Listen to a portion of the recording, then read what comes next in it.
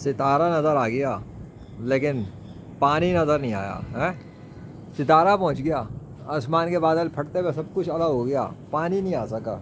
अल्लाह अकबर। लानत बरस गई झूठी साइंस वालों पर, लानत बरस गई झूठे मज़ाहिब वालों पर, लानत बरस गई झूठे खुदाओं के ऊपर अल्लाह की तरफ से। मैंने तो कुछ नहीं किया, ना मैंने फाड़ा ना मैंने अलग किया। जिसके आसमान, जिसकी ज़मीन, जिसकी कायनात, जिसके सितारे, जिसके बादल, जिसकी हवाएं, जिसकी बिजलियाँ, उसने किया।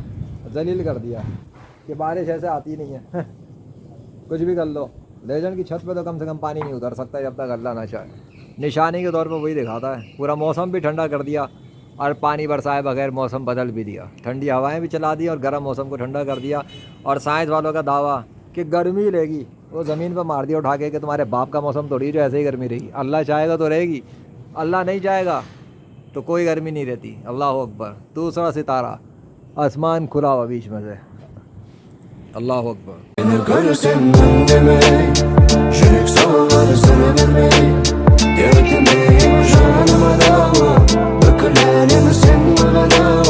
Seni görürsem önüme, yürek sallar sarı vermeyi.